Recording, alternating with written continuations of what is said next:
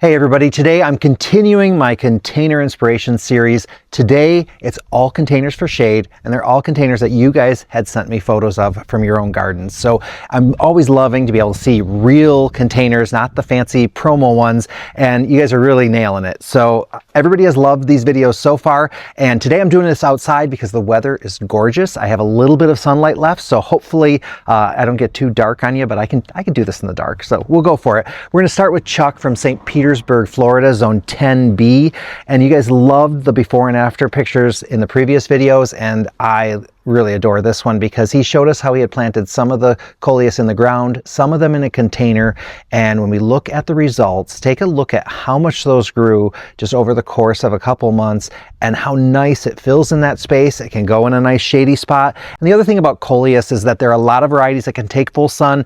Sometimes the colors can be a little bit different if you shift from sun to shade, but for the most part, a lot of them can handle more sun than you think. Maybe not in Florida where it's really hot, but like in Michigan, as long as we're giving the coleus enough water, even the shade varieties tend to do okay. They might bleach out a little. And then there's some varieties that the color actually improves in the sun, so it all depends on the specific type of coleus that you're getting, but ultimately it does tend to look really good. This next one came from Christopher from St. Louis, Missouri, zone 6B, and I absolutely love those double impatiens. Look at how nice they're filling in, and then that caladium in the back. Look at how healthy and beautiful those leaves are with that nice intense red color, but look at how beautiful that looks. Rosa from Vallejo, California, zone 9B, shows us her coleus, and look how nice it is when you're mixing different varieties. So she's got that nice light one in the middle, but then she has it flanked with that more red one, with that more green and kind of burgundy colored one. And here's Sherry from Harbor Springs, Michigan, zone 5A. She has those two beautiful coleus, and then you can even see some hypoestes popping through. And I have a feeling there might be more of that hypoestes popping out on the other side. I bet it looks really good against that brighter leafed coleus. And then in the back, it looks like, is that a German ivy likely? Yeah, I think so, because you can see it trailing down along the bottom. And she's got those in a shady spot with her hostas. Carrie from Linton, Indiana, zone 6, sent us this. And again, we have that beautiful coleus, and then she's got these impatiens in there. And that's a nice kind of coral color. I wonder if it's like the tropical shades or coral shades type of one. It looks like she either has two different colors in there, or it's one of the varieties that has a little bit of a color shift going on. Mari from Lincoln City, Oregon, zone 9, sent us this, and look at that beautiful begonia. I wonder if that is the Nonstop Fire or one of the Nonstop series. And then let's see what else she has in there. She has some bacopa, so that's another plant that does pretty well in the shade, as well as the fuchsia that she has tucked in there. And you can see those are some really beautiful blooms on that. Look at how gorgeous those are. And I think this container is great with that little window behind it. Nia from New Brighton, Minnesota, zone 5A, sent us these. So in the front here, we have these wax begonias. And the nice thing about wax begonias is that they do tend to just kind of keep growing slow and steady all season, and they bloom pretty much that whole time.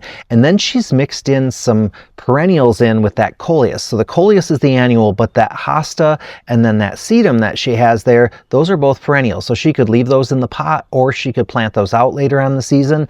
Then over here, I'm guessing this crinkly leaf plant is maybe potentially a perennial or something maybe she brings in into the house as a house plant. The trailing plant is a Tradescantia, and she has it with some Terrenia, and look at how beautiful the flowers are on there. That thing is covered in blooms too, and Terrenia is a really nice shade type of plant to bring some flowers into those shadier spots in the yard.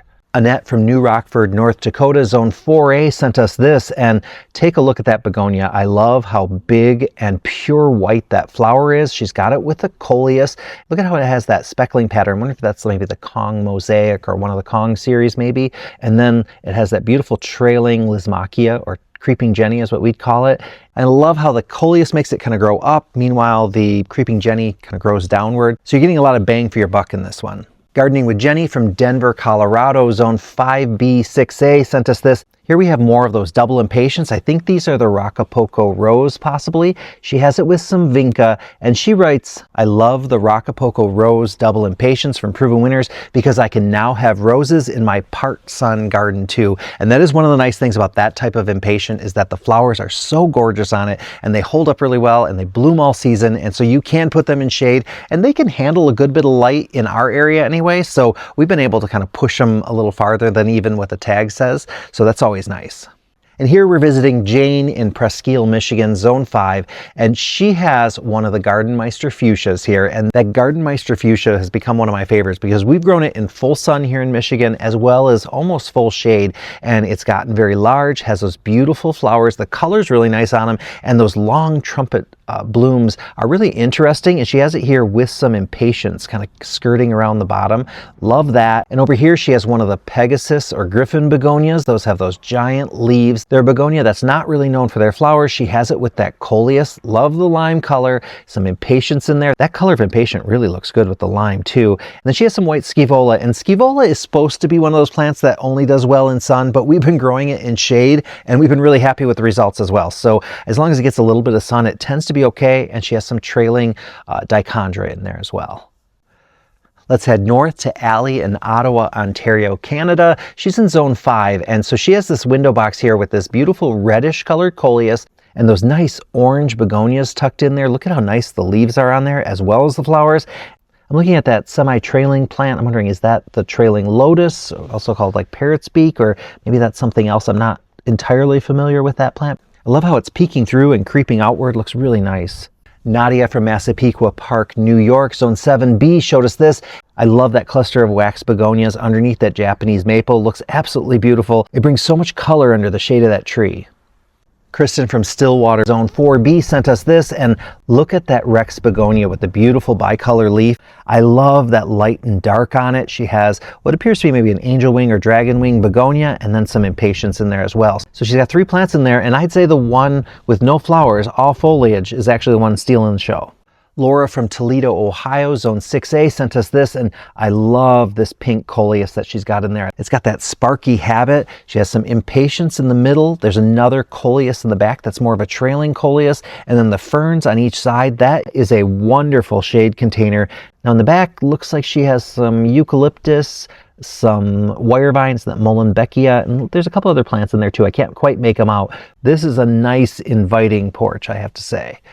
Danielle C from Hamilton, Ontario, Canada, Zone 6 sent us this, and she started her begonias from seed. Take a look at her seed setup. Look at how beautiful those plants are doing too. They look so healthy. She's definitely keeping them with the right amount of water and fertilizer, and then you can see what they look like in containers. Look at the size of those yellow begonias. Unbelievable. I love the fern up at the top, that Terenia skirting around the bottom, looking beautiful. It looks like she has some impatiens in there as well. And then if you look in the corner, there's also some Tradescantia. That's probably, maybe, is that variety called Nanook or something like that? So beautiful container. I love those begonias especially, and I'm most impressed that they were started from seed, and she's able to enjoy them right from seed right to flower, right to the end of the season. Now Karen from O'Fallon, Missouri, Zone 6B sent us this, and this is just a really nice vignette. We have that beautiful caladium in there, a coleus, a bit of ivy, and then looks like a wax begonia.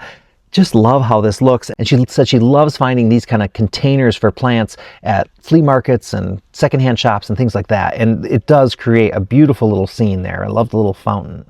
And now we're going to finish up with KIRTHI from Buffalo, New York, Zone 6B, and take a look at all the beautiful plants in here. So the white flowers over here are euphorbia. She's got it in with some blue lobelia, really nice coleus tucked in there, as well as some begonias, more coleus. If we look behind, you can see a little bit of a caladium, more coleus back there. Really nice mix of plants in there. And if we go over here, look at the caladium in there. That beautiful hot pink veining. I love it. Looks like she has it with a coleus behind it.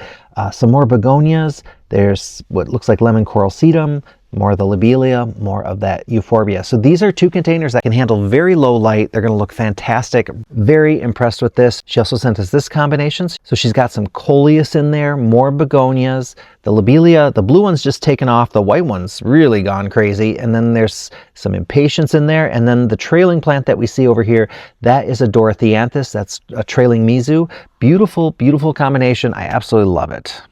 So I got these in before the sun went down, so there's just a little bit of light left. I hope you guys enjoyed this. I really love showing you these containers, giving you ideas for your containers for next season. Want to thank everybody who submitted. This was back in July.